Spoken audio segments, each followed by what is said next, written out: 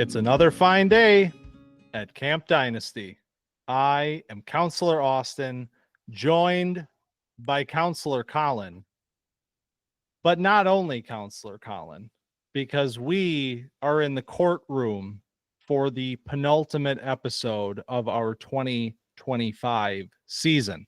If you recall, last year we debuted something called Sleeper Court, because everybody has opinions about sleepers. Any player could theoretically be a sleeper. I mean, you can go on Twitter right now, search any name that's getting drafted in the third, fourth round. You're going to find people tweeting about them being a sleeper of the 2025 Dynasty rookie class. That's not how this works.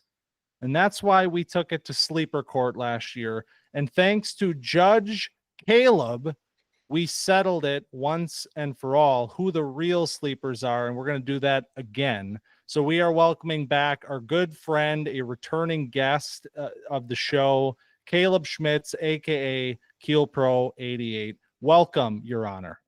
Yeah, it's a pleasure to be back. I'm glad to be back under these circumstances and be in Sleeper Court. I mean, last year it was a lot of fun, sort of trying to get through the blurred lines of who's a sleeper, who's not a sleeper. I think we went back and looked, nailed a guy like Tyrone Tracy as a sleeper, but you also had your Kamani Vidals who kind of stole the show that maybe we shouldn't have. So it'll be interesting to go through this year's crop of sleepers and see if we can try to pin down who is actually a sleeper and which side I decide to go with.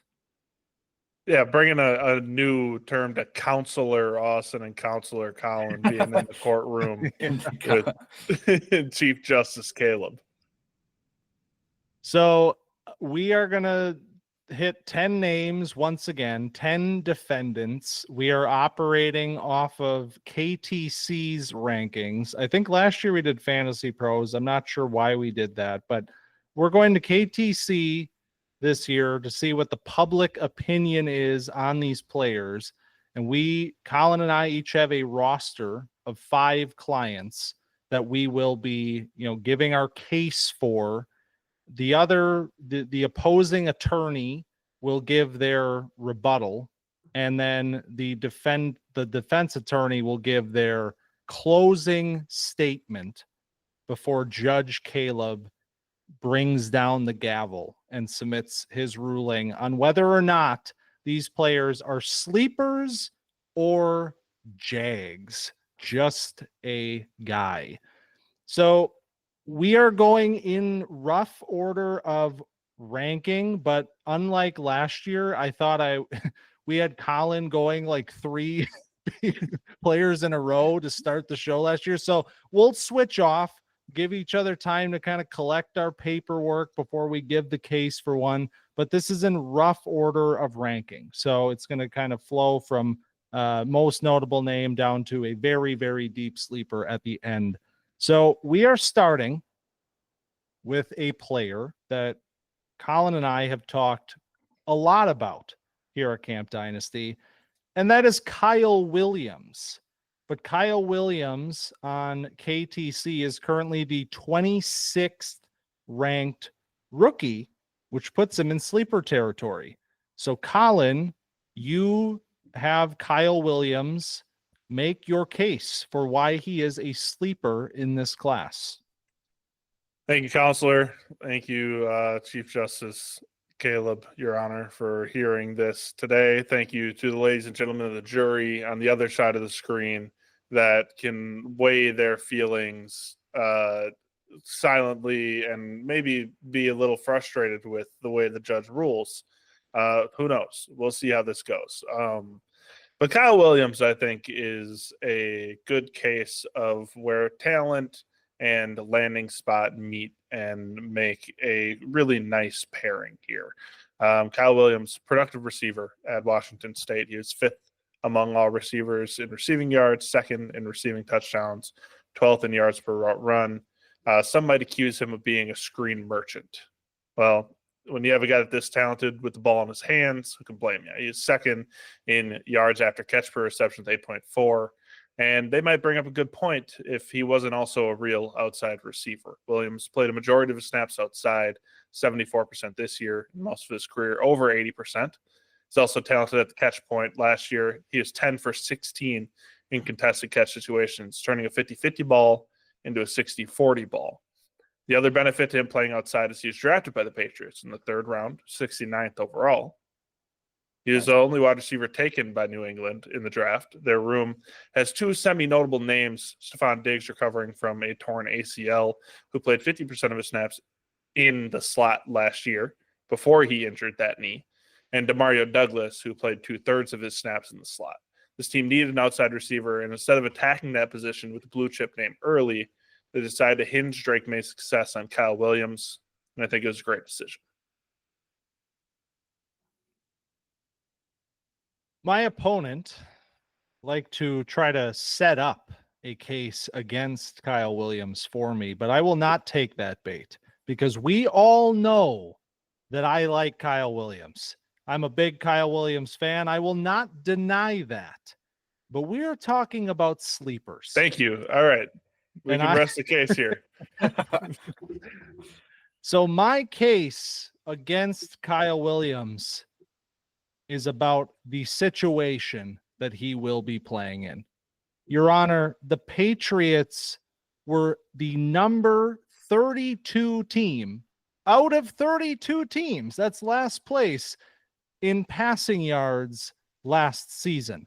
Dead last passing offense, Patriots in 2024. Objection, lacks foundation. Get out of here.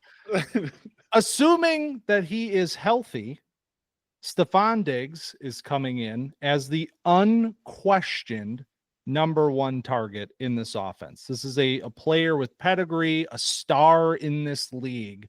He will come in ahead of a rookie and all of these other young names in New England. So if Stefon Diggs is coming in as the number 1 target here on a big contract, and this is the lowest volume passing offense in the league, what does that leave for a player like Kyle Williams, who is also competing with a talented 3rd-year player in Demario Davis to be the number 2 pass? Clear that. Strike that from the record. Yeah, strike that. Korff, 500 can you read yards that back? No, it's Demario Douglas. There it is. Thank you.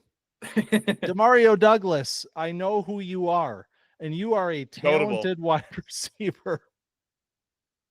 So Williams competing with Demario Douglas to be the number 2 wide receiver in this offense. I think it's pretty fair to say that Williams will open the season as the number 3 option at wide receiver. And let's not forget they also drafted Travion Henderson, a player that will factor in as a running threat as well as a receiving threat. So while I do like Kyle Williams, the player, the talent, this situation is being misinterpreted.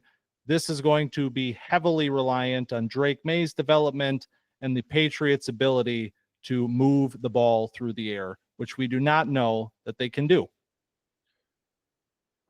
Okay. I take your points and just want to question a few things. First of all, we say Diggs is the unquestioned number 1 receiver. I think I would agree, but I would like to welcome my opposing counselor to the year 2025, where we can have 2 relevant receivers on a football team at once. You can look at maybe Cincinnati Bengals as an option where you can see Jamar Chase and T. Higgins both incredibly fantasy relevant. Now, that would move me to our next point of, 30-second passing offense in the league. And that's true. It was not good, but I think that needs a little bit more to it, a little more context, because I think Jacoby Brissett played 8 or 9 games before Drake May steps in as quarterback, and they had one of the worst O-lines in the sport. And they addressed that in the draft. Like I said, they decided not to attack wide receiver early in the draft. That's because they decided to go get the best offensive lineman in the draft in Will Campbell, and to protect Drake May, who showed some really nice development going down the stretch. I think we can both agree to that because we're both Drake May fans.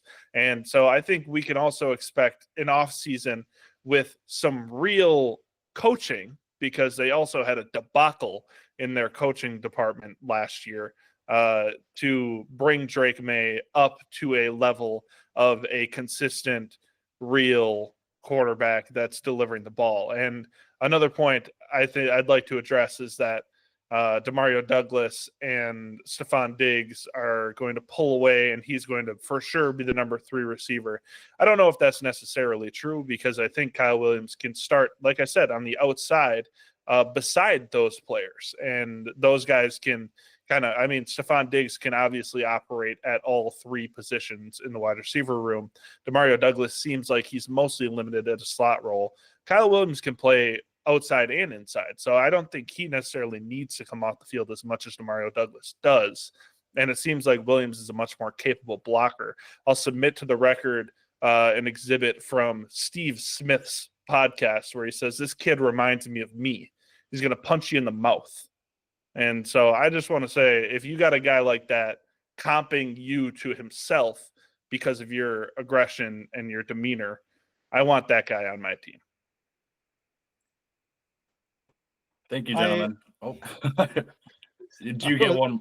Oh no, I was going to turn it over to you and say, unfortunately, my time is up, and I cannot comment on the fact that Jamar Chase and T. Higgins were compared to Diggs and Kyle Williams. But Your Honor, it Take is that from the record. Whoa, I'm gonna submit contempt. It is your floor, Your Honor. Please deliver your verdict on Kyle Williams. Yeah, this is a good place to start. I think this case is fairly one-sided in my opinion. Mingo, you brought up last in passing, and now we got a new coaching staff. We had Jacoby Brissett starting games.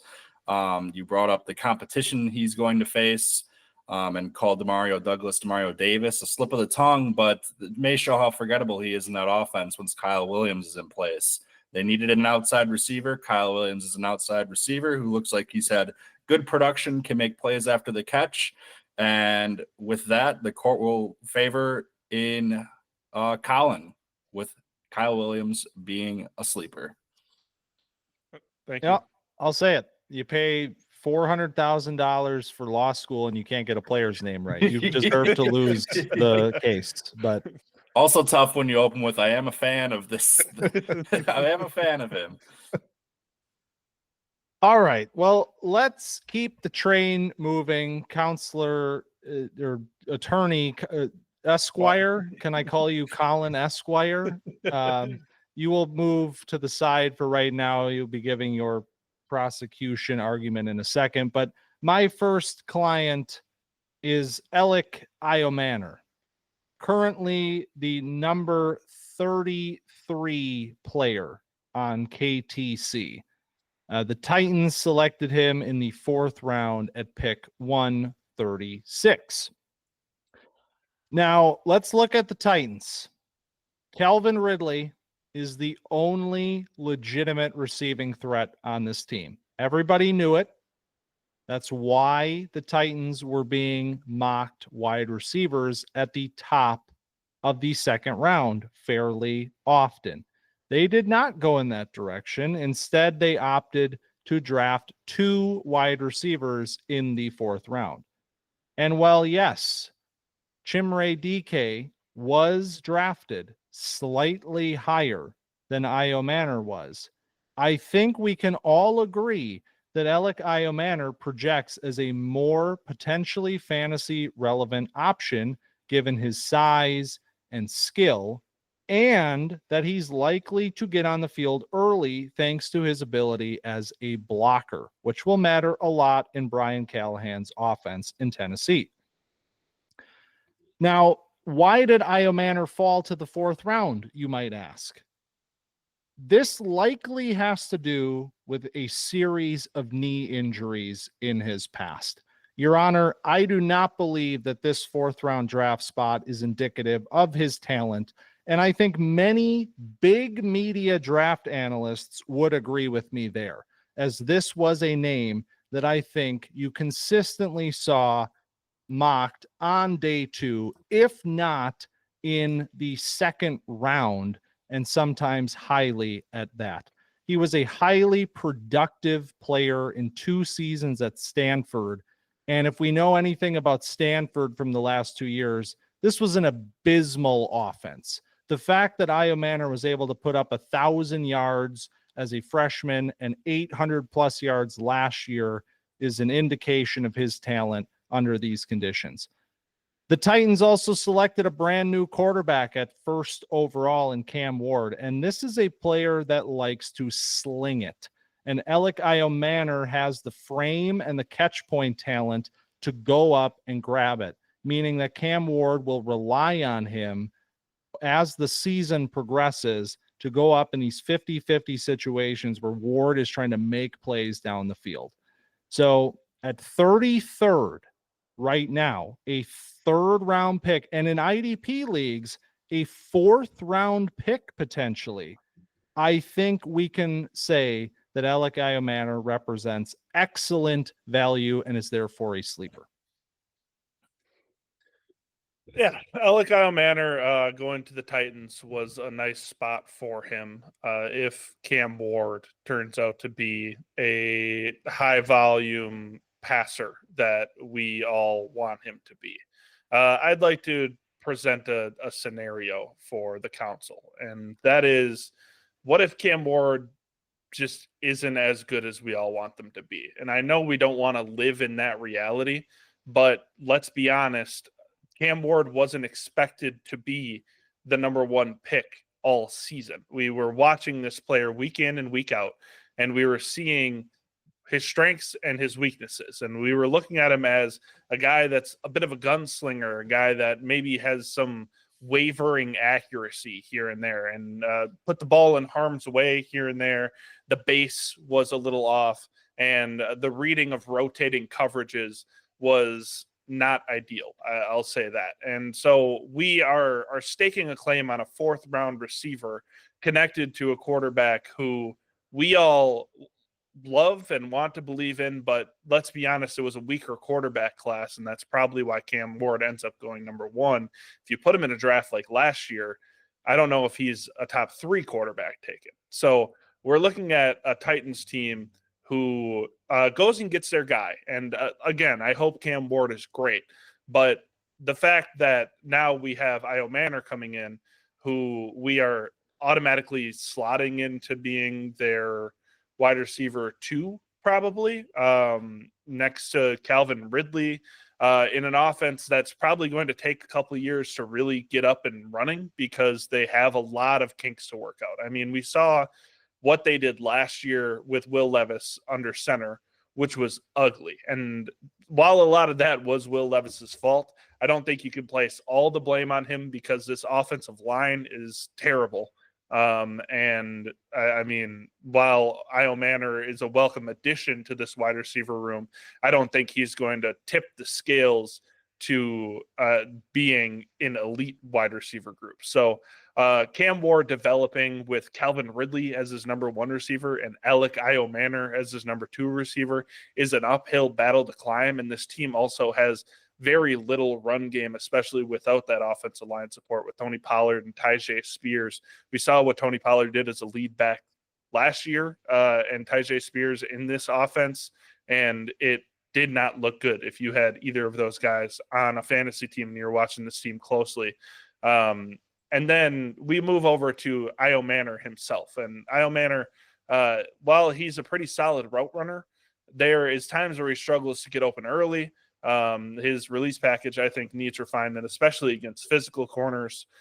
He's definitely going to need to expand his route tree, and he has a little bit of a drop problem, 12 drops since 2023. So I think there's a lot of things outside of just knee injuries that can stack up against Ayomanor. And then you also have this added variable of a complete unknown under center throwing him the ball. So I have my concerns. Your Honor, Elic Ayomanor is, in fact, a developmental player. But in Tennessee, he will be given the opportunity to develop on the field. They need him, and he has the skill to get on the field early, if nothing else, just for his strengths as a blocker. But I truly believe that over time he can develop into a strong number 2 option and potentially even the number 1 option in a pinch in the post Calvin Ridley era, which would make him extremely valuable for fantasy purposes if Cam Ward is in fact the first overall player that the Titans believed that he was. Now I will point you to one final piece of evidence, and that is Camp Dynasty's final top 48 rankings, in which Counselor Collin listed Elic Ayomanor inside of his top 24 overall players in the class. You're back up at 22. So I have Elic Ayomanor here, who I think you had just at the top of your 3rd round. 26. Now, you tell me, if Elic Ayomanor was a top 24 player for the man that you just heard give a case against him, then wouldn't you say that he represents a pretty great value at 33 in non-IDP leagues? There is absolutely no reason that Elic Ayomanor should be falling to the 4th round in IDP Dynasty rookie drafts, and therefore he is one of the most undervalued sleepers in this class. Thank you, both of you. Compelling arguments on each side. Again, this one feels a little more one-sided in one direction. I have to go. I like Mingo brought up the injury history. That's why he came down in the draft, although he was a 2nd receiver taken by the Titans. Both of you brought up the lack of competition and how he has a chance to be a number 2 receiver right out of the gates. And for a guy that's being drafted in the 3rd round and 4th round in IDP drafts, that feels like a lot of opportunity to get pretty late in the draft. Obviously, Collin, you brought up Cam Ward and, not knowing what he's going to produce. But again, we're looking at a guy that could be a number 2 on a team, a guy who's a gunslinger that you said that, Collin. And Mingo, you said Elic's a guy who likes to go up and get it and likes to go make those types of plays. So it feels like a pretty good match. He has opportunity as a number 2 receiver. And then the nail in the coffin was Austin, you bringing up the top 24 ranking by Collin. So with all of that, I will have to go with in favor of Austin and Elic Ayomanor being a sleeper. What am I supposed to do? I love the guy. Jesus. Hot start. Jesus. Yes, that law degree paid off after all, didn't it? Well, hell yeah. The defense is currently undefeated so far. Can we get a prosecution win? I am extremely excited for this next one. This is going to be a hell of a ride because we've come a very long way with Devin Neal, not only in 2025, but all the way back to 2024 when this was Collin's number 1 running back and most recently his number 9 player in the 2025 class. Well, post-draft, he finds himself here in sleeper court. And of course, Collin will be defending him here today. Yes. Thank you for the opportunity here today. So Devin Neal, we've obviously been on a journey together. I feel like I've been sitting in this chair with Devin Neal for 2 years. So this is old hat for me and Devin. But so Devin Neal is a hyper productive college running back from Kansas. He could have come out last year and been one of the top backs in the class. He decides to go back to school to play for college immortality, finishing with the most rushing yards, rushing touchdowns, and total touchdowns in Kansas history. And he's being knocked for it in a deep class with incredible top-end talent. It's easy for a player like Neal to get lost in the shuffle. But Neal is a good athlete that maybe lacks some top-end speed. But he went from being a Gadsden player in a funky offense to being a real downhill, gritty runner between the 2023 and 2024 seasons. It's impressive the development that he showed with his vision and his strength. He remained extremely efficient despite the role change, still finishing 8th in yards per attempt. He's also a very reliable red zone back, finishing 9th among running backs in touchdowns. He only put the ball in harm's way 4 times his entire college career. He's also an underrated and underused commodity in the pass game. He has the 9th highest yards per route run out of all NCAA running backs. He went to the Saints, who currently have Alvin Kamara, who's 30 years old and on a very expensive deal for a rebuilding team. Kendre Miller, who's not been able to stay on the field since he's been drafted, and Clyde Edwards-Helaire. So if Devin Neal has the opportunity to show the Saints what he did at Kansas, they'll have no choice but to let him take that Kamara job once they're ready to move on from a player that has meant so much to that franchise. Your Honor, my opponent spoke much about Devin Neal's collegiate production.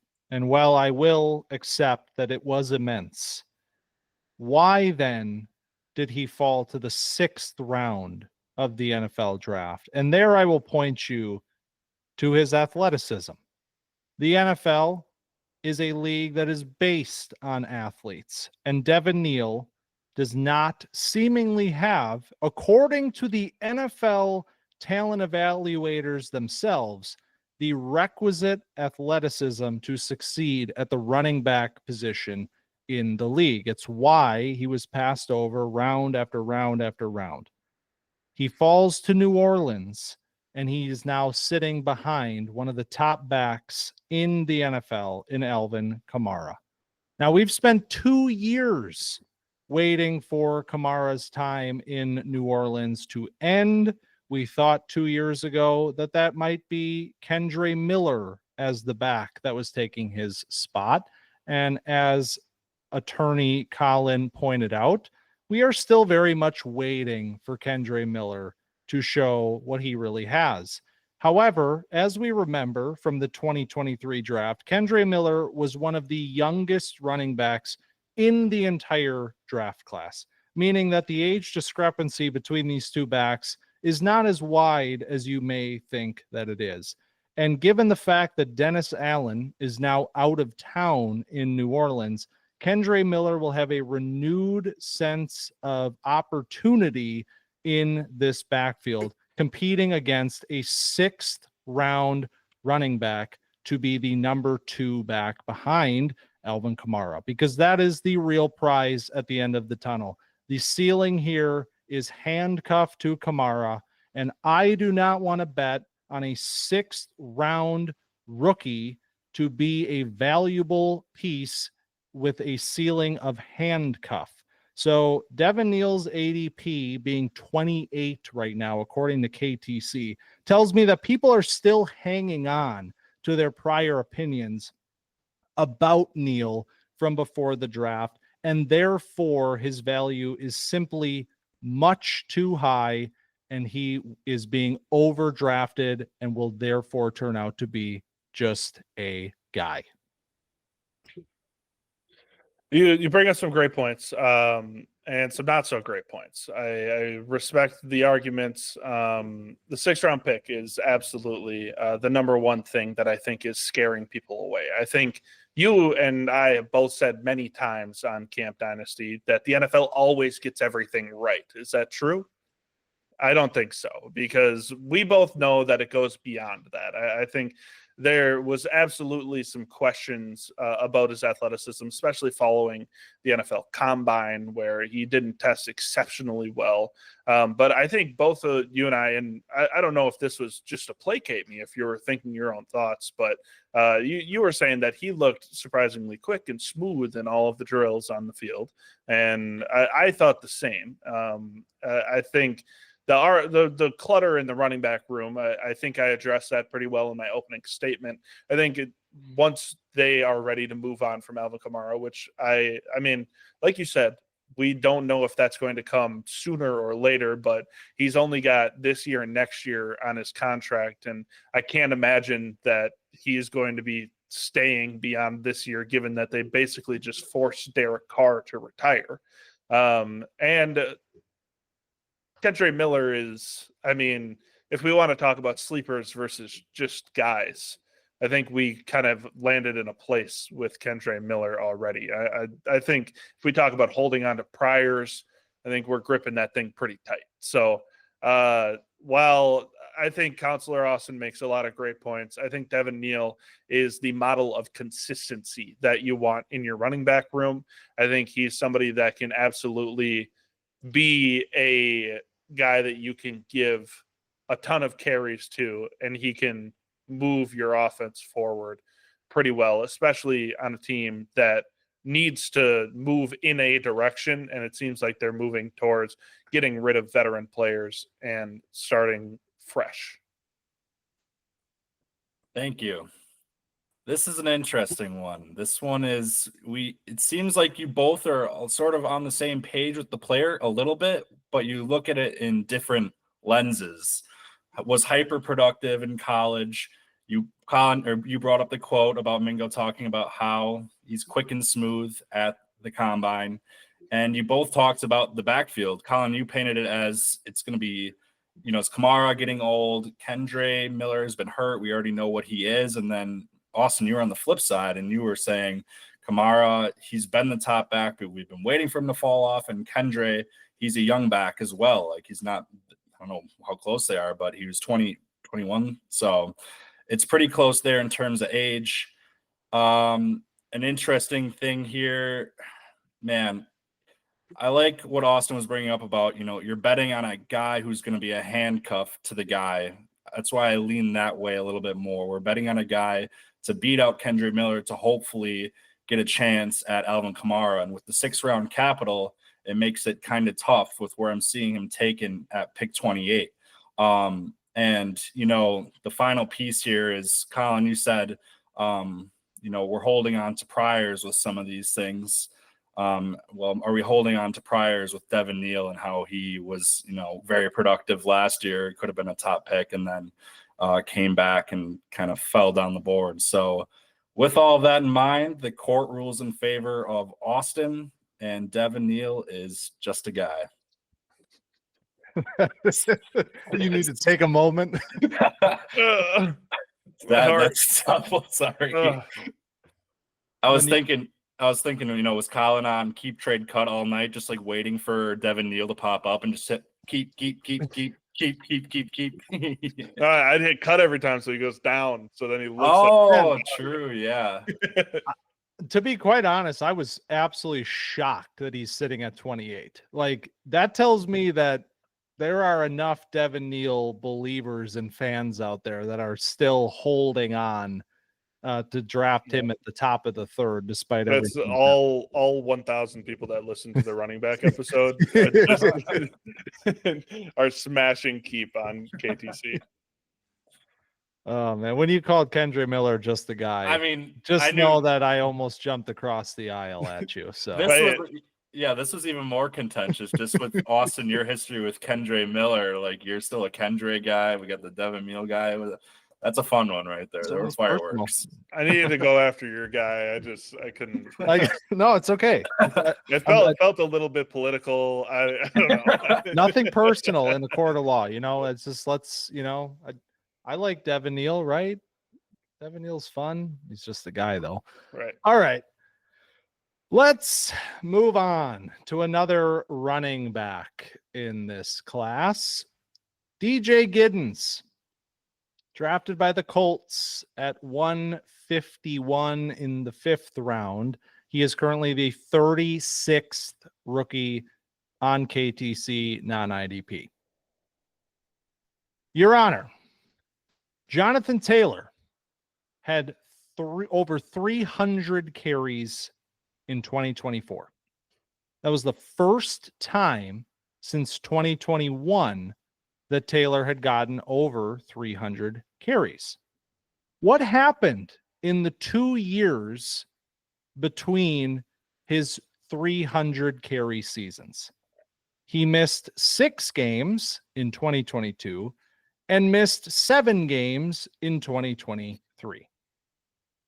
Now, Colts running backs that are not named Jonathan Taylor right now: Khalil Herbert, who had 130 rushing yards in 2024, Tyler Goodson, who had 153, and DJ Giddens. And that is it. So we are talking about a player in Jonathan Taylor that has a history of ankle injuries, that has a history of missing large portions of the season, and especially following seasons in which he has a very high workload. Taylor, currently 26 years old. We do not know what this season may look like. And when we look at the rest of that running back room, there is nobody there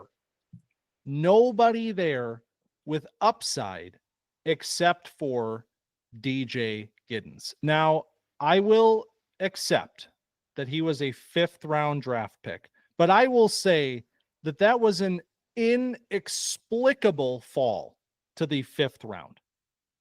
Giddens lit up the NFL Combine, posted a 9.89 RAS, was one of the most athletic running backs at the event. Now let's look at the rest of his resume. Is he just an athlete? Well, in terms of production, he has back-to-back 1,200-yard rushing seasons. Size, he's 6'2", 212. Ability, he's a legitimate yard creator with over 50 missed tackles forced in each of the last 2 seasons and a +4 yards after contact per attempt average in 2024.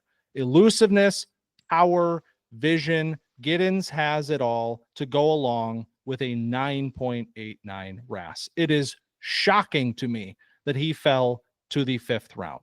So if Jonathan Taylor gets hurt again, there is almost nothing standing in the way of DJ Giddens getting some touches this season. And I would argue with his talent and athleticism, he can make the most out of them and become the number 2 running back for the Colts before long.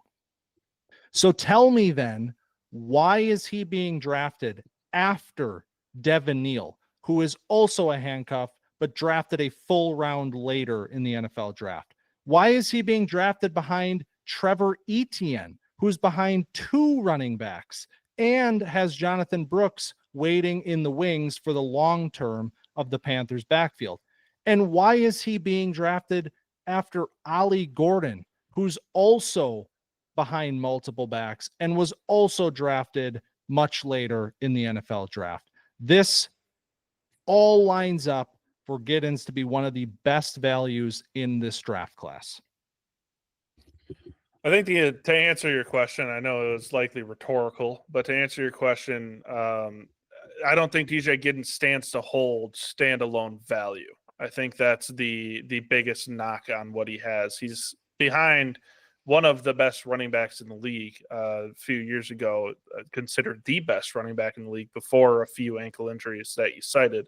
While Giddens might take the number 1 role if Jonathan Taylor gets hurt, I think it's going to be tough because he is very raw when it comes to third down ability, and that's both pass blocking and pass catching. He definitely needs refinement in both of those categories. So while he might be a 2-down runner if Jonathan Taylor gets hurt, I feel like we're relying on a domino is falling into place in order for DJ Giddens to have some standalone value, which is why he ends up falling down to where he is in ADP. So if you want to bet on the fact that he's going to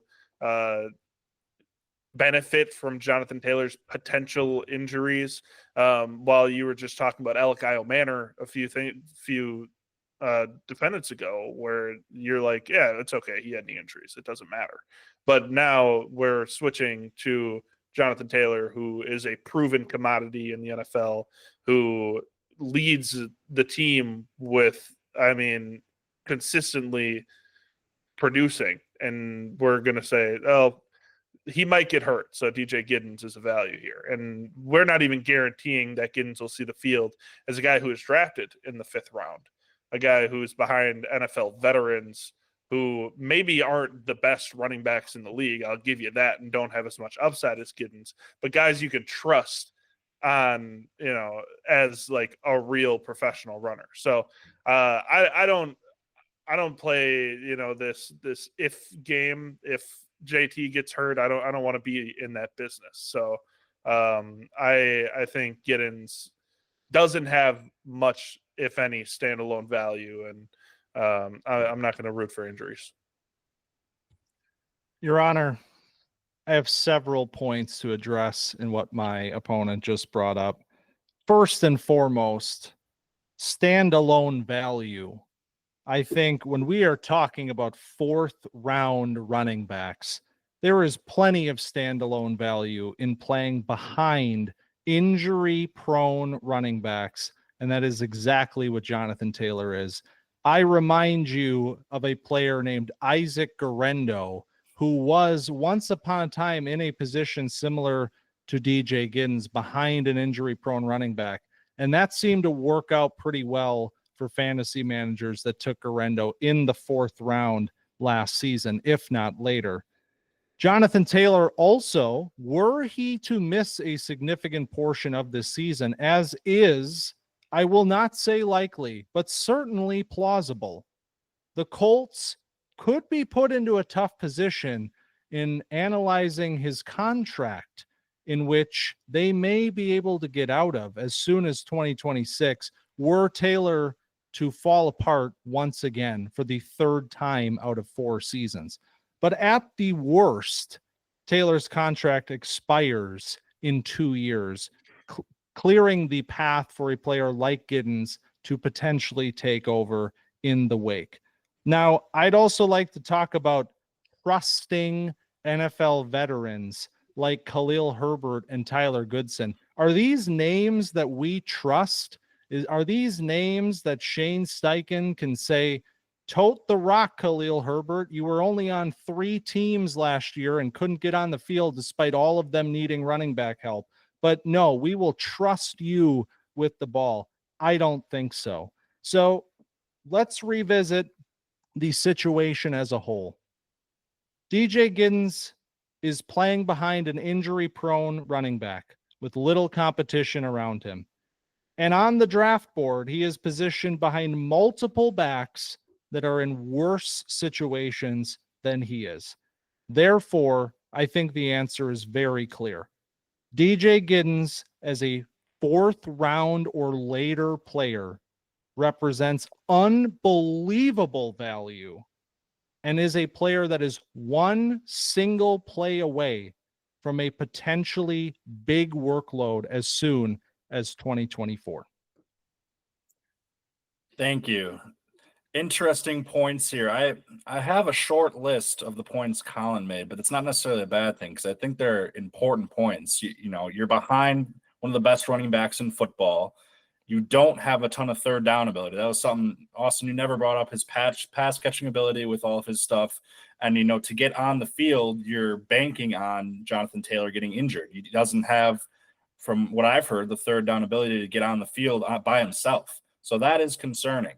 So we're basically just betting on if Jonathan Taylor can get hurt. Austin, you brought up good points that he has been getting hurt. Missed 6 games one season, 7 the other. And as running backs get older, they get more fragile.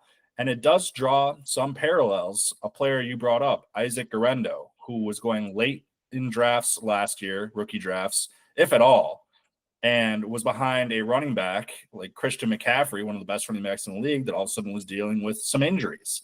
And it draws some parallels in a running back room, which both of you, well, Collin, you said, you know, there's names there, but Austin debunked those names pretty quickly, it felt like. And it feels like, unlike a Devin Neal, where it's like you're battling for a handcuff, it seems like this is the premier handcuff. And you add in the high RAS.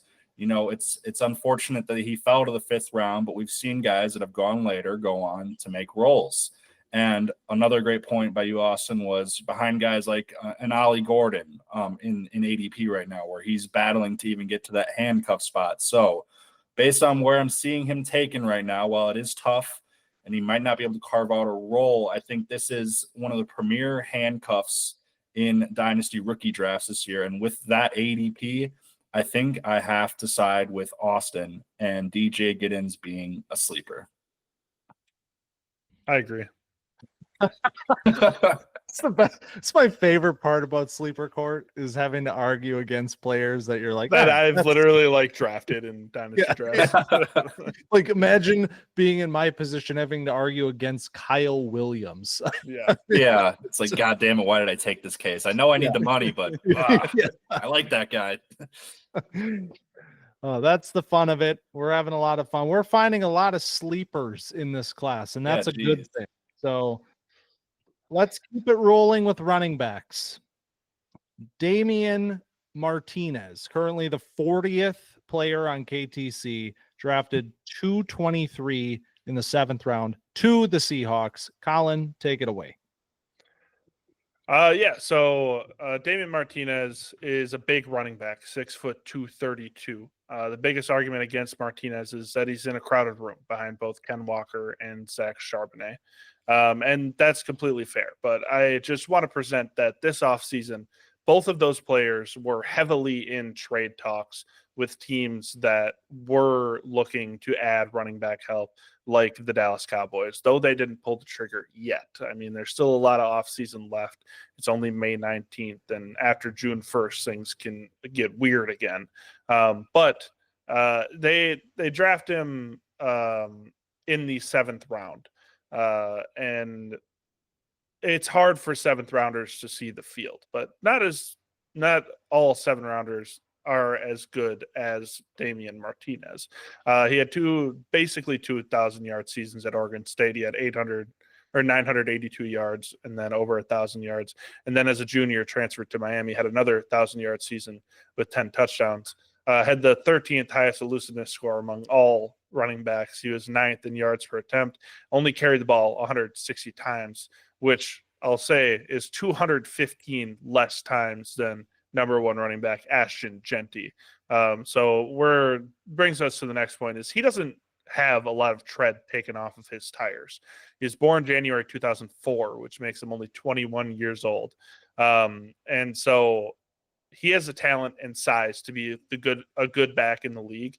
And with a new regime altogether in Seattle, and we're looking at them fielding trade calls already for one of these 2 running backs that we were all kind of confused when they took Charbonnet anyway, because Ken Walker was so good. It seems like they're ready to cash in on one of these big name running backs. And then Damien Martinez is right in line to be the number 2 running back on this team. Now, I know you're going to say this sounds like a lot of ifs, and if one gets moved, and that's true. And I will present another point that is similar to the point that Austin brought up with Jonathan Taylor. And that's, when's the last time Ken Walker and Zach Charbonnet were both healthy at the same time? And that would be my last point of like, Damien Martinez can just be handcuff value, number 2 back of a strong runner to sub in for either one of these guys until one gets moved. Your Honor, this will be pretty short and sweet. We were there 2 years ago when Zach Charbonnet was selected to the Seattle Seahawks. It broke our collective hearts at Camp Dynasty and beyond, because we knew in that moment that Charbonnet's ceiling in the NFL would be capped for as long as he was paired with Ken Walker, which is still the case 3 years later. We all went through that trauma together. And Zach Charbonnet was a 2nd round pick. Zach Charbonnet went in the 2nd round, and we are still sitting here entering his 3rd year in the league, hoping and praying that he will get traded so that we can see Zach Charbonnet unleashed. That means that for 2 years, a player with the talent of Zach Charbonnet, with the draft pedigree of Zach Charbonnet, has been locked behind Ken Walker and only given opportunities to see the field when Ken Walker is hurt, which, as Collin brought up, is quite often, and I will give him that. But when Ken Walker is hurt, Zach Charbonnet is on the field. And what does that leave for 7th round pick Damien Martinez? Yes, Martinez was a good value in the 7th round. This was a very deep running back class. I will cede that Martinez is not a 7th rounder on value alone, but he is a 7th round pick nonetheless. And he is buried behind arguably the best 1-2 combination of running backs in the entire NFL. And the fact that he is sitting at 40th meaning that even in IDP leagues, he is still potentially being drafted. Teams are spending 4th round draft capital on this player is absurd. He should be a priority watch list ad in the event something happens, but I don't understand how you can spend draft capital on a player behind 2 backs as talented as Ken Walker and Zach Charbonnet. I feel like I've addressed Austin's point already pretty clearly in my opening statement. I think that I would agree that it is going to be tough sledding for Martinez to see the field if both of these backs are healthy and active week in and week out. I think that would be the case for any 7th round running back. Martinez is obviously, like you said, Austin, more talented than most 7th round running backs. And I think that could earn him more of a role. But I also see what is happening. We keep up with what is happening in the NFL. We know that Charbonnet is very much available for a team to make a move. And though it has not happened yet, I don't see why, if they're fielding calls, this wouldn't happen. And then why you would take another running back that has, I won't say the same ability as Charbonnet because that would be malpractice by me, but fits a similar archetype as Charbonnet as a strong, big running back. So I don't think that he can be Zach Charbonnet because, again, that would be ridiculous. But I think if they want to move on from Charbonnet, he can absolutely fill that role. Thank you. This one for me feels a bit one-sided. Collin, you talked about, a productive big running back, and both of you talked about how he's better than a 7th round value. But unfortunately, he was a 7th rounder, and Austin, you brought up some pretty good points. Charbonnet went in the 2nd round, and we're still waiting to reap what we thought we could have seen from him this past few years. So now we're going to try and bet on a 7th round running back to overcome not only Kenneth Walker, but also Zach Charbonnet to become the handcuff to this team. And there were talks about trades with Walker and Charbonnet, but again, we're banking on some ifs here. And for a guy who was drafted late and has 2 high draft pick running backs ahead of him, the court is going to have to rule in favor of Austin, and Damien Martinez is just a guy. We're cashing those checks. Can't buy today. a win here. Jesus Christ. Oh, just bought the 2nd Lambo.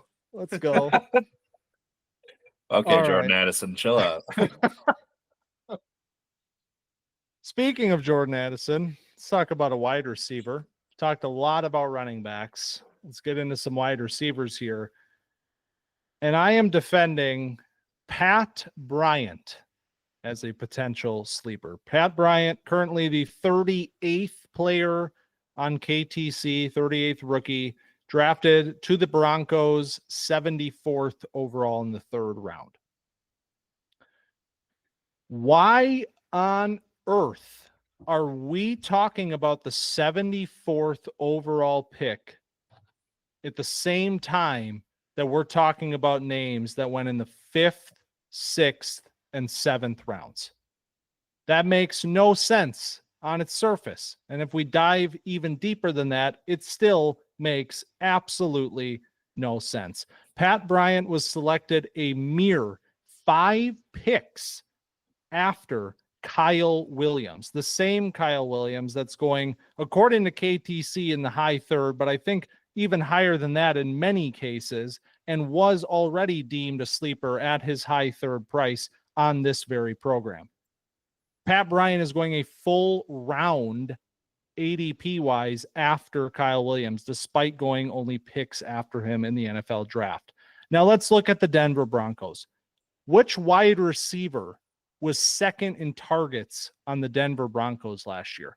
That would be 27-year-old rookie Devon Vele, the player that came out of camp with hype and ended up having 56 targets, which was 2nd to Cortland Sutton. If 27-year-old Devon Bailey can come in and earn 56 targets and be the number 2 option for this team, then why can't Pat Bryant, a more talented and a player with better draft pedigree behind him, do the exact same thing, if not much more?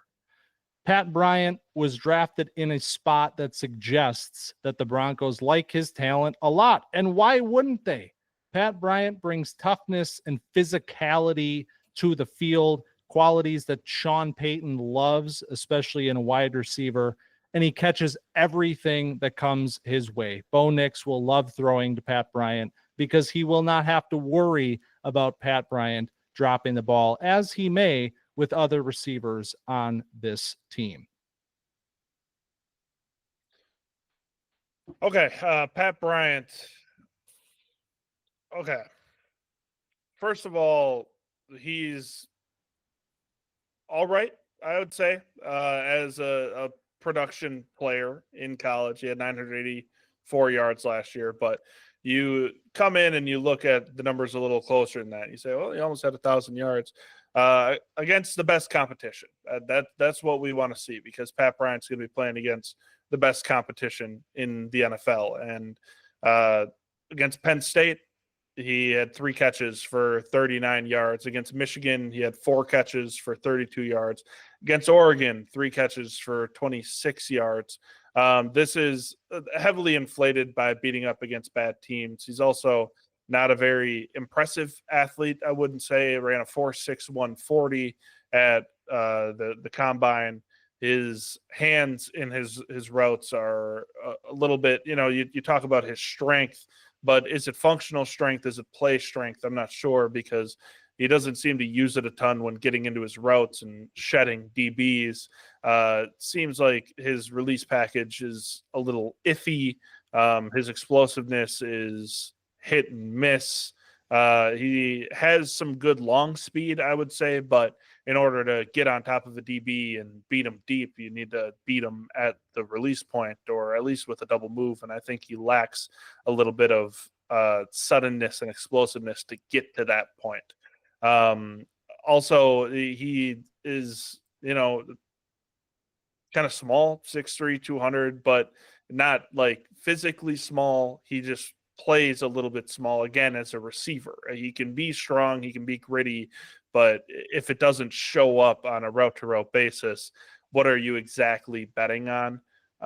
So I think there's a lot of things why Pat Bryant is where he's at in ADP, and it all shows up in the tape as a volume receiver. While he might be a nice addition to a room, I don't know if you're going to want to bet on him as a fantasy asset week in and week out.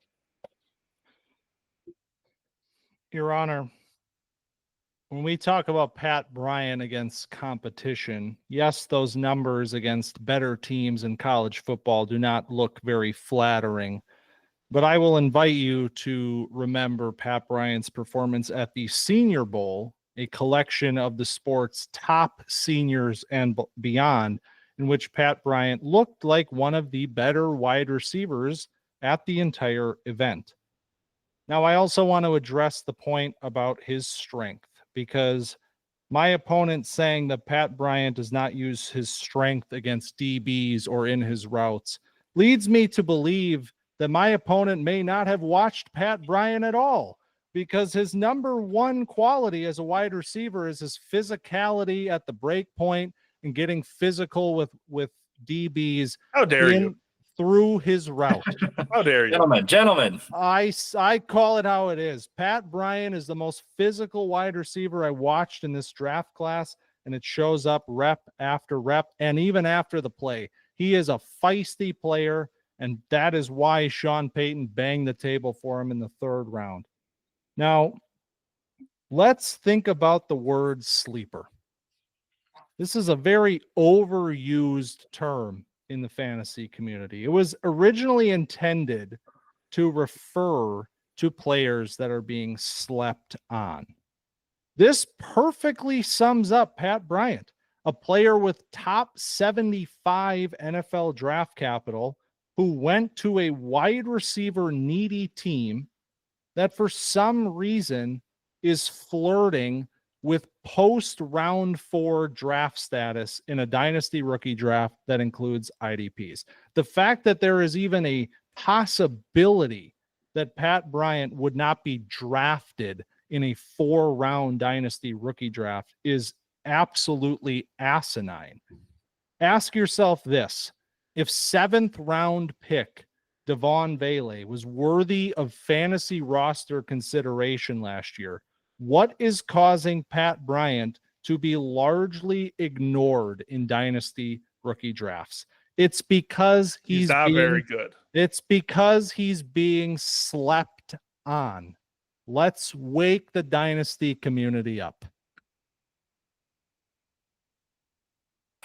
Oh, this might be the toughest one so far. We got good points on each side. Obviously, Austin bringing up Devon Vele being the number 2 target in Denver, so it shows that a lot of opportunity for Pat Bryant being a 3rd rounder. Collin, a lot of questioning Pat Bryant's ability, and bringing up he wasn't good against the good teams, which is very important.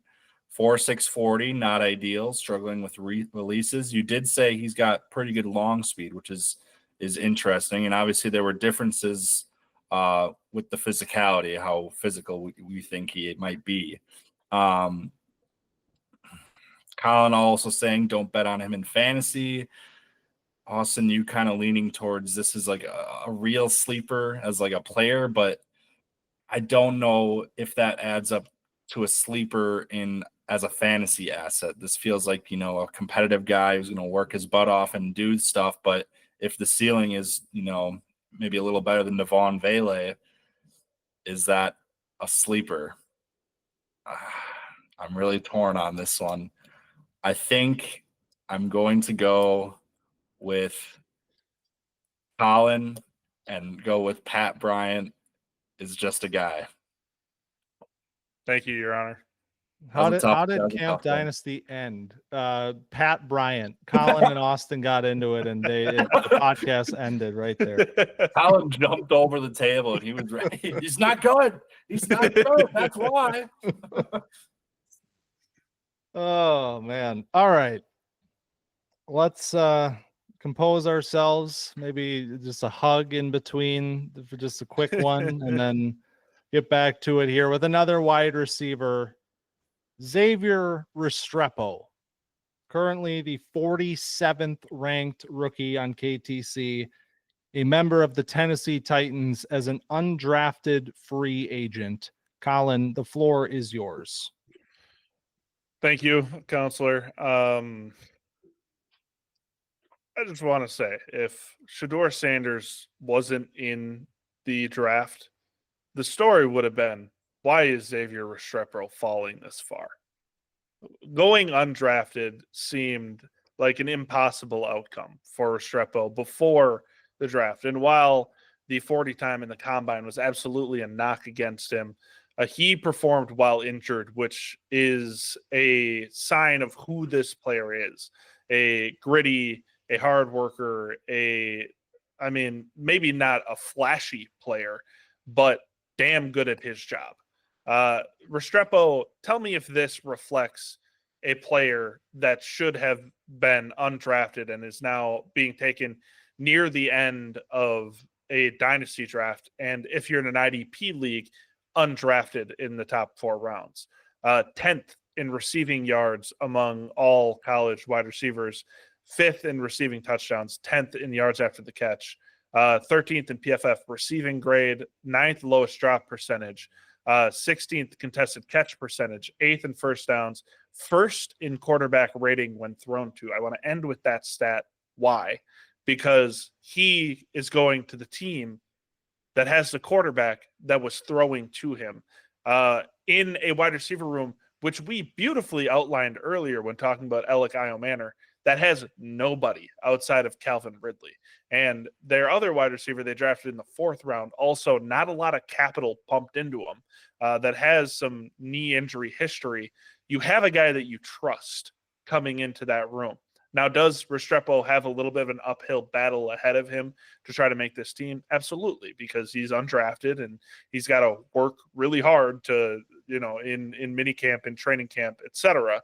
But the fact that he's Cam Ward's guy gives him a leg up in this competition, because Cam Ward already knows route timing. He already knows where Restrepo wants the ball. He already knows exactly who Restrepo is, and that's a consistent player who is going to deliver on third down, deliver in the red zone. I mean, this player he has great hands.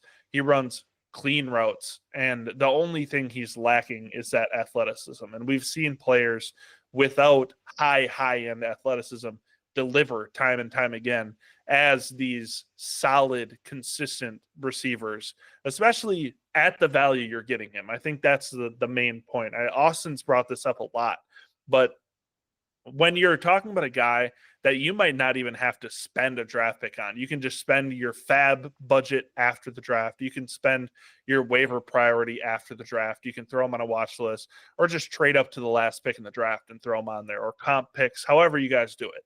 You can take this player with virtually no cost, throw him on your taxi squad potentially, and just see what happens, because this is a guy that now is tied to his college quarterback. And if his college quarterback succeeds, I expect Restrepo to succeed right alongside him.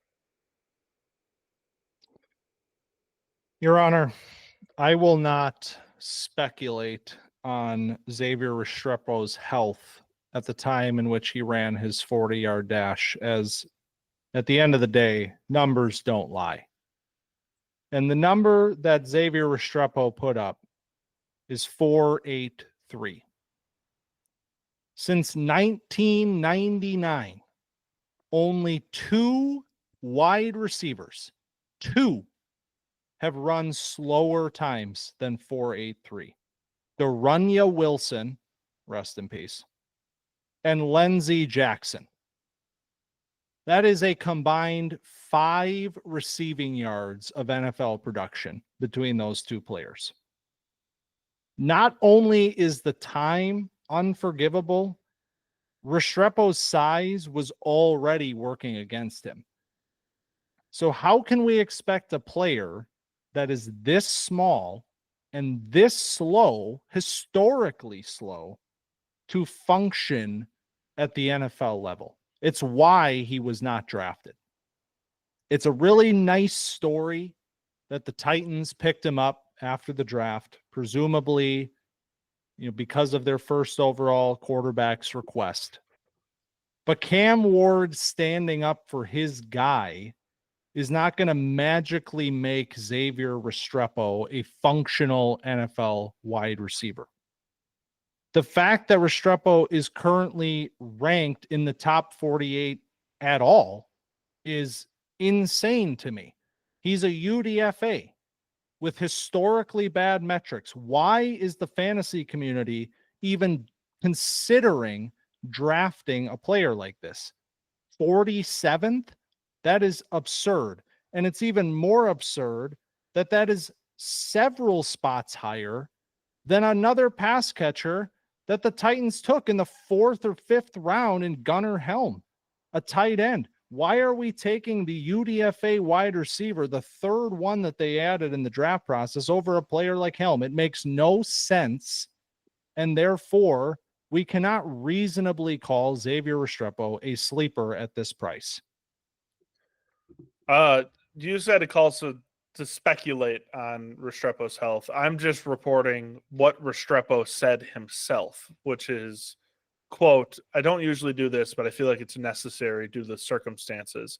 During warmups yesterday, before my 40-yard dash, my right hamstring tightened up on me and prohibited me to opening up and running my fastest. The reason I ran is for 2 weeks, I consistently hit, I won't say that number because that's speculation, but he says a number higher than he ran in training, and thought I could still pull it off. I did everything because in my blood to compete. With that being said, I'm focusing on getting it 100% and getting ready to play football." So while, yes, the 4.8 number is not ideal, I mean, that's obvious. I think everybody knows that we expected Restrepo to do better in the 40, and when the 4.8, it was surprising. But the expectation for him to do better is why we're here, because we saw the tape and we knew that he was faster than 4.8. I mean, nobody expected him to be that slow because of how he looks in game. And while he is a little bit small, he's a slot receiver in the NFL in 2025. I've seen players that are much smaller succeed at a higher level. So I think like a short, kind of thicker player is going to be just fine. So while the 40-yard dash, if you just look at the number and you ignore all other circumstance, sure, it can be a little bit concerning.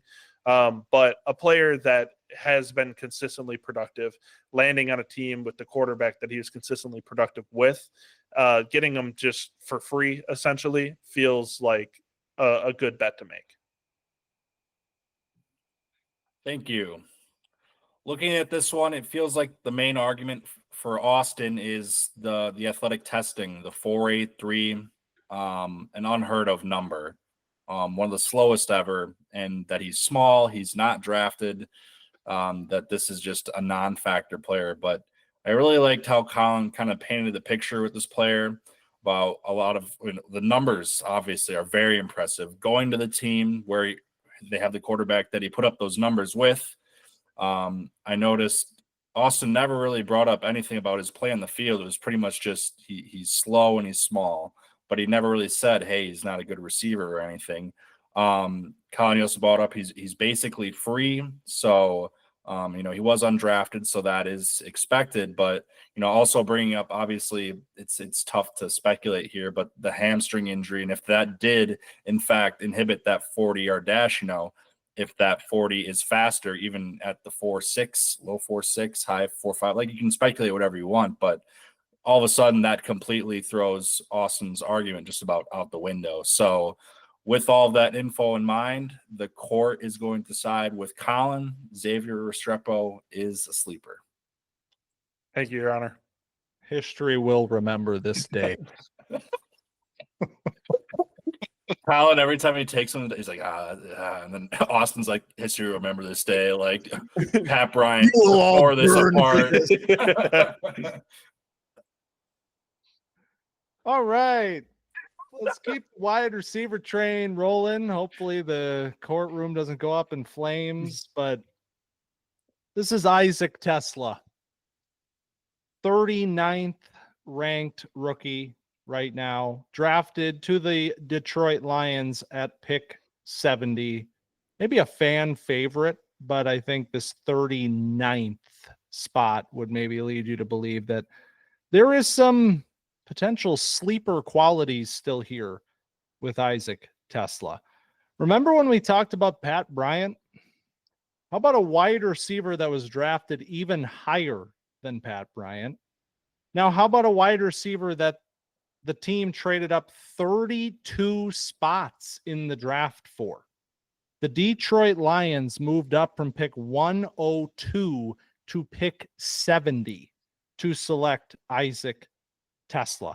That was a mere one spot after Kyle Williams. But TeSlaa is being shockingly discounted by the Dynasty community. Why is this? I think number one point would be the Lions wide receiver room. Yes, this is not the sexiest destination for a pass catcher to go. I will fully admit that. But Brad Holmes, the GM of the Lions, said of Isaac TeSlaa, I can say that he was my favorite wide receiver in this draft. I'm not saying he was the best wide receiver in the draft, but favorite wide receiver in the draft, yes. If the GM is talking like that about this player and invested the capital that was necessary to jump up to select the player, I don't think it's a hard argument to make that this player will be given every opportunity to get on the field and stay there. Now, the Lions will have to make a choice with Jameson Williams. before the end of 2026. They did pick up his 5th-year option, but will they feel comfortable and confident giving him a big extension in the coming years? That is a question we have yet to see. And given the investment in TeSlaa, it may lead you to believe that they want some insurance in case Williams were to sputter this year following his, potential breakout season, 1,000-yard season. TeSlaa's alluring blend of size, athleticism, and skill made him a priority for the Lions in this draft. And I can see him very quickly replacing a player like Tim Patrick, who is merely a stopgap as the number 3 wide receiver for this team, and therefore offering him opportunity to grow in this prolific Lions offense. I would raise one question at first, and that's how prolific can this Lions offense be sans Ben Johnson? We have seen what this team can do year in and year out with Ben Johnson at the helm since he's been with the team since 2019 as an offensive quality control coach, has obviously been the offensive coordinator for a few years now and didn't leave despite having plenty of head coaching offers last season, but now is headed over to Chicago, as we all know, as a head coach. So the Lions don't have that kind of ace up their sleeve, which has led them to having one of the best schemes in football, having wide open wide receivers all the time. And now we're inserting all of a sudden Isaac TeSlaa as their wide receiver 3 when he had 6 games last year as a college receiver where he had 1 or less catches in a game. I don't think that we are being realistic about the role that TeSlaa could serve. Yes, he could be a developmental project wide receiver, but this guy struggles to break routes cleanly. I mean, he's rounding a lot of his routes. He's drifting upfield on a lot of his crossing routes. We're talking about a guy that is an uber athlete, but is not necessarily a real wide receiver. Never topped 600 yards of production in his college career. Only had 2 100-yard receiving games, and 1 came in a 3-catch game with busted coverage. So this is talking about a player that hasn't really done much. And while he could be Brad Holmes' favorite receiver, I mean, we're talking about Malachi Corley was my favorite receiver last year, and he was terrible. So the key point that I think Brad Holmes makes is he's not the best receiver. And I think we can all agree with that statement because he's big, he's athletic, but he's not a good receiver right now. He needs a lot of development. He's not stepping in to be Tim Patrick this year. I don't think that's a realistic thing to put on him. Can he replace Jameson Williams as a deep threat next year?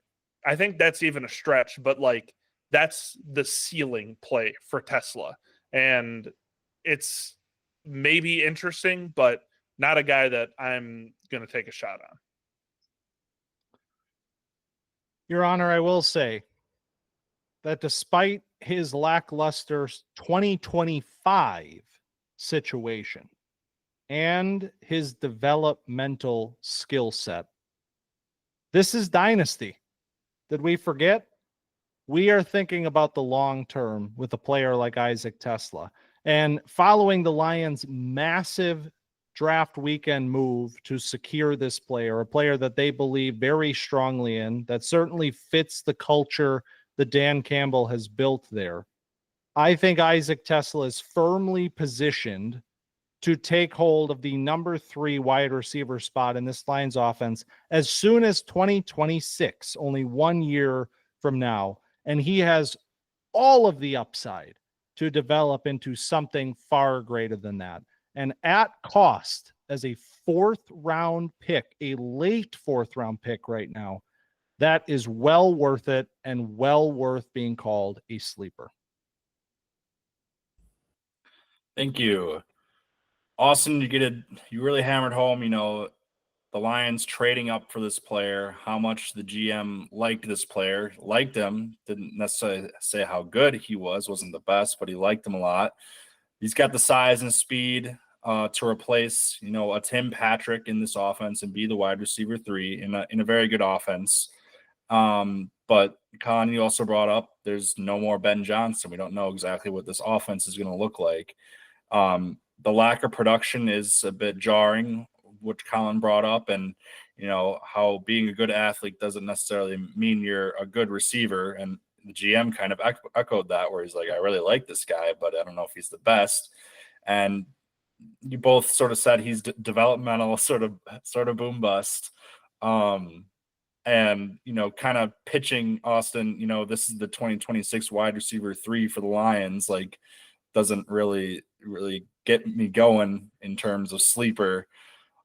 So in this case, with this kind of being a boom bust player in an offense, we're not sure what it's going to look like, and we're going to have to be patient. It just feels like a lot to sort of try and invest in, which is why I'm leaning with Collin here at the TeSlaa is just a guy. Thank you, Your Honor. We spent weeks preparing for this, and in all of our preliminary meetings, the sentiment was just hope that the name Malachi Corley doesn't come up. A savvy attorney like Collin, we're going to get that past them. Nope.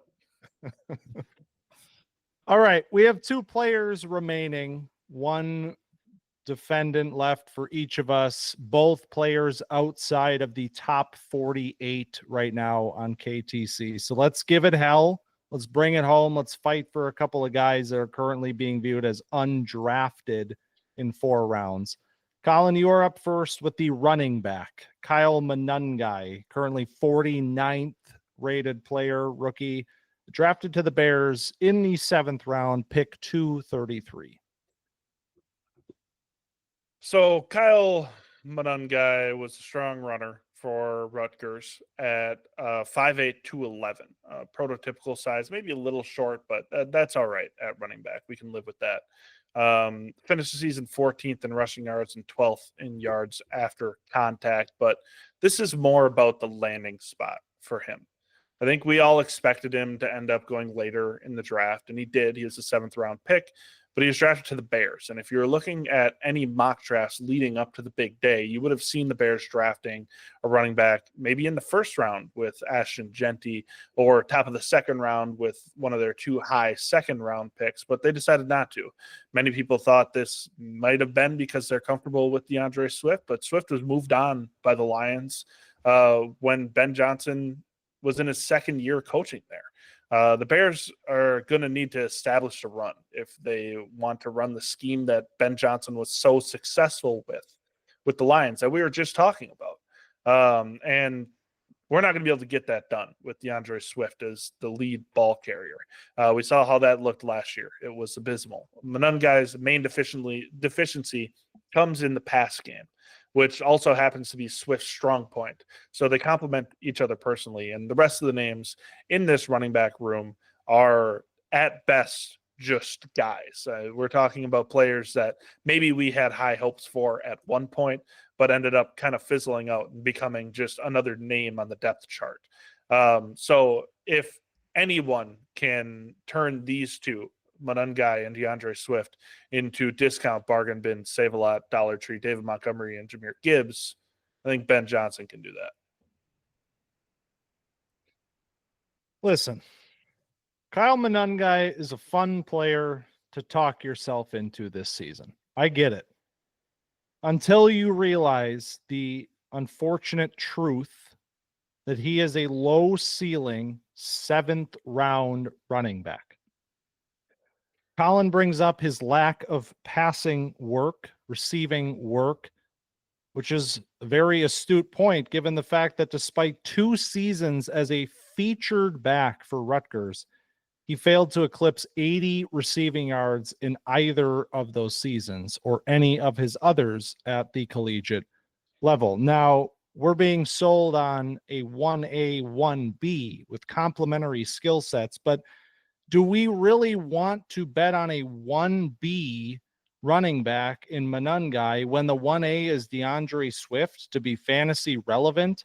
That's a pretty low ceiling to shoot for. And we're already talking about a player that is inherently a low ceiling running back. I think at best, Kyle Monangai mixes in this year, but likely will be replaced in the near future as soon as next year's draft by a more talented running back. It is the classic case of a 7th round player that is destined to lose his job in the near future if he ever is able to get his hands on it. We've already talked ourselves into a back in this backfield in the form of Roschon Johnson.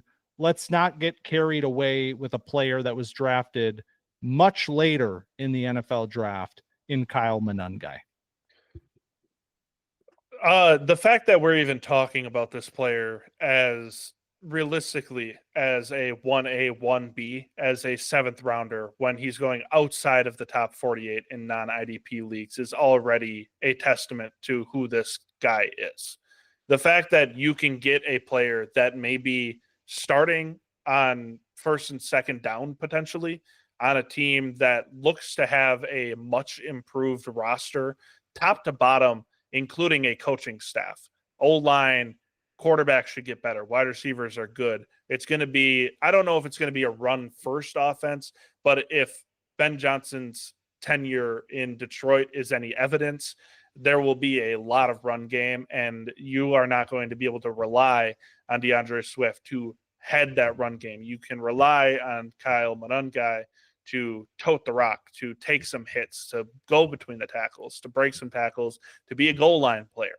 So while maybe he's a 1A, 1B, I think that's an excellent outcome for a guy that you're getting in the 50s in your draft, essentially for free, especially when we've talked about players higher that are maybe handcuffs. When we're talking about a player that is absolutely a handcuff, when we're talking about players that are going to be starting alongside him, even if he's replaced in the next year or two, you are still getting exceptional value for a player that is going to be on a team that is due for a offensive boom. Thank you. Looking at this one, the 1A, 1B argument is the way Austin said it originally, made sense, but when Collins sort of spins it into this is a free running back with the upside to be a 1B, it's interesting. And obviously Austin brought in some very good points, a low ceiling 7th rounder with literally no receiving upside. So he's probably not going to be, in the mix for that. But if, like Colin said, if Swift's the receiver, and if we're deciding Roschon Johnson already, he hasn't panned out, then who else is going to fill in but this guy? So, a strong runner who gets this Ben Johnson boost, who, again, it's unfortunate that we go right after the offense that lost Ben Johnson, but you gain Ben Johnson, you see what he was done there. And if you can get a Dollar Tree David Montgomery for free, I think you have to take that 10 times out of 10. So the court sides in favor of Collin and Kyle Monangai being a sleeper. Thank you, Your Honor. It's really unfortunate that I couldn't bring myself to argue for DeAndre Swift being a capable runner. Like, that was just not even part of my strategy. Oh, all right. One final defendant in sleeper court for 2025. A lot of sleepers this year. Hell of a year for drafting in the 4th round or later, and that's very real. I mean, we've talked about that for a long time. It's coming true here today. But we have a player to end the show that we've talked about at times, mostly during the college football season, but I don't know that we've talked about him in the draft process portion of all of this. And that is Oronde Gadsden II.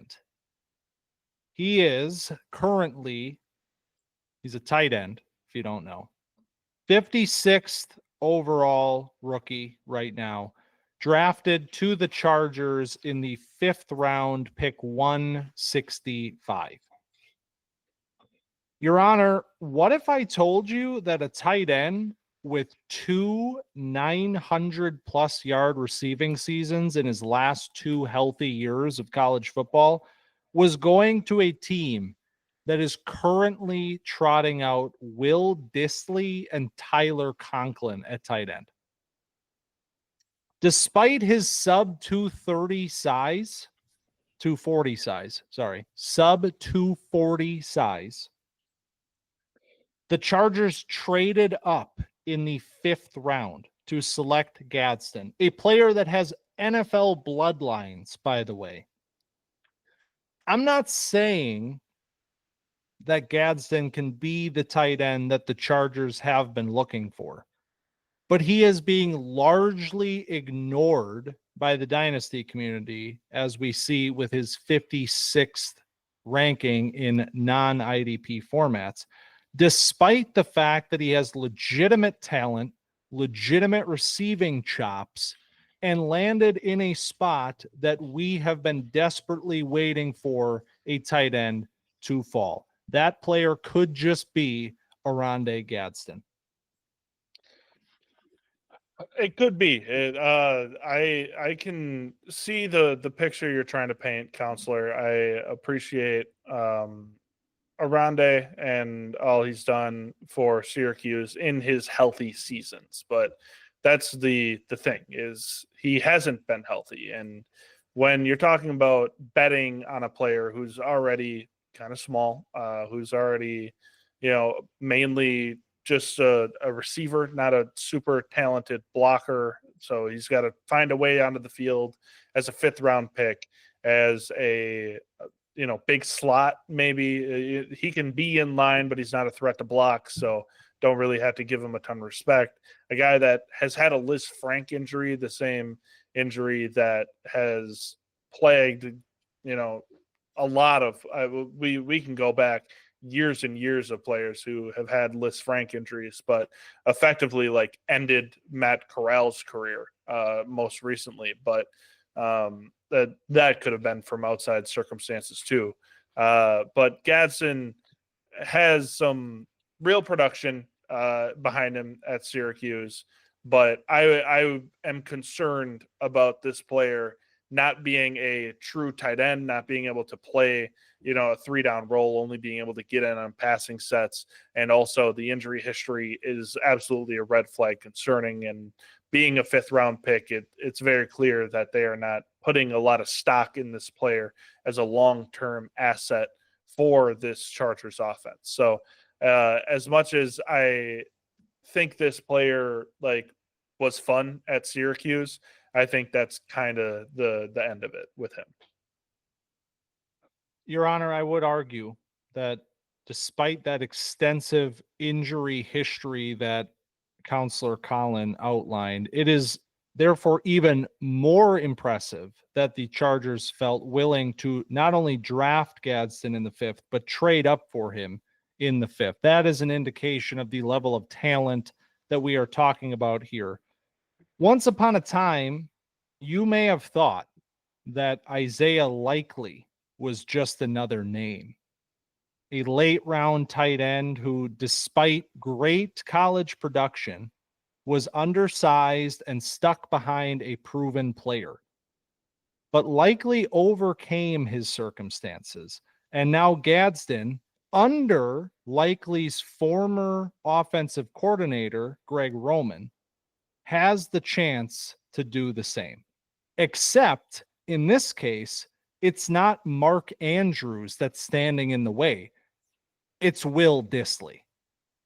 Gadsden should be a fixture on watch lists everywhere, at the very least, but possibly even a candidate to slide into a taxi spot of a manager with the space to do so before his moment arrives. Thank you, and it's been a pleasure up to this point as we get to the end here with Oronde Gadsden as this plane flies over the courtroom. You guys both bring up some interesting points. Austin, you bring up the production. You also brought in the caveat when healthy, what those numbers were. And Collin brings up hasn't been healthy. He's not your prototypical tight end size, not much of a blocker, but he did concede that he was productive when healthy. Austin, you hammered home, hey, the opportunity's there. Will Dissly, Tyler Conklin, that's all that's in his way. They traded up to get him, and he's got legit receiving talent. Obviously, the blocking stuff is something we haven't really seen, which is a bit concerning. But I also do like the Isaiah Likely comp a little bit and how you're able to pair that up with, Ravens OC, sort of the remarriage there. And the opportunity he's going to have not behind a Mark Andrews, and maybe don't have to wait to see those flashes. Those could come sooner. So at pick 56 ADP, I guess there's different types of sleepers. This isn't a guy that I'm saying with the sleeper status you should go out and draft, but the court is going to side in favor of Austin that Oronde Gadsden is a sleeper. And that's that. And that is that. Thank you for your time, Your Honor. Yes. Of course. A pleasure as always. Two of my favorite. A true pleasure to be in your courtroom. This is how you know you've made it as an attorney. But in all seriousness, this was a lot of fun because I really enjoy this part of the process when we're getting really into the nitty gritty of value, getting into rookie drafts. We spend all this time talking about the players, their skills, and all of that. But this is where the dynasty aspect of this really starts to come in, because we're talking dynasty drafts, we're talking draft strategy, we're talking value. And I think we, got to look at 10 players today that are representing some interesting sort of pivot points in terms of value on the board. And I think what we found is that a lot of these players that are going later in drafts, at least according to KTC, represent pretty good value this year. Of course, there's a lot of players that we left off because we didn't think they were great values. So these are the players that are kind of slotting in at the tail end of your draft that may represent better uses of your late draft capital. So I really enjoy this. This has been a fun little experiment. We tried it last year, worked well, and I was glad we could roll it out again this year. Yeah, it's always a pleasure to be on here, and it's not often you have a podcast where things might get a little heated. You can feel I can feel the tension in the courtroom, and that's part of being the judge, and you kind of get to help decide. So yeah, I have a blast doing this, and kind of helps me, put aside my biases and try and look at these players with a different lens too. So it's a good exercise, and hopefully people got some names that they can look at. Yeah, it's always fun to look at another side of a player that you normally wouldn't. Like you said, kind of try to put aside your biases because, I really like Elic Ayomanor. And now you have to put yourself in the frame of reference of why shouldn't I like Elic Ayomanor? And that's always an interesting way to kind of reframe everything. And you can be able to, Austin and I generally end up similarly in rankings. I don't know if it's because we do this every week and because we're bouncing ideas off each other, or if we just have similar wiring in our brains, but it's always fun to be able to get in here and actually get in some real argument and get a little bit of contention going. Yeah, it's definitely easy to blind yourself. And once you got your guys, this is the dude, there's no one can talk me out of it. But it's good to get that other side of it because not all these guys pan out. And sometimes you just got to listen to that other side and, hold that in perspective. Yeah, it is. It's very real. I mean, TeSlaa, that's one where I'm putting together my argument for TeSlaa. And I'm like, man, I don't know, actually. I don't know if I like it, but no. So it's a lot of fun. Caleb, we really appreciate you hopping on, of course. Love having you on at least once a year, hopefully more than that. And we'll have you back on next year for some mock draft action and back to the courtroom a year from now. But yeah, you missed my Matthew Golden propaganda this year, but oh my God. Dang it. We were so close. Mock 2.0. We were going to get some hot takes. Matthew Golden, wide receiver 2. Pre-combine. I wasn't pre-combine, not swayed by the 40 time. He was the OG in on Matthew Golden. But for us, Collin, there was only one more episode before we kick this thing on to 2026. So we will kind of just wind it down next week. I think our, final episode, usually a little bit more casual, spitting some takes, get the grill out. Memorial Day weekend is around the corner. We will grill up some final hot takes regarding the 2025 Dynasty rookies and, potentially the season as a whole. And then we will take a short break and be back with some takes about 2026. So it happens that fast. Reminisce on 2025 a little bit before Yes. we end up moving on. Of course. But if you enjoyed the second installment of Sleeper Court, be sure to find us on Twitter at camp_dynasty and TikTok at camp.dynasty. And if you are watching on YouTube, make sure that you hit subscribe and like the video before you leave, because that helps us quite a bit. And if you are on the pod feed, be sure to like, rate, review, subscribe, share, tell your friends, tell your mom. Your mom has Spotify. She can hit 5 stars. That helps. I don't care. But whatever you got to do there, we appreciate that as well. So I'm gonna go watch A Few Good Men and My Cousin Vinny after this. you just keep that code on and just dial it. All right. Thanks for stopping by Camp Dynasty this week, and we will see you next week.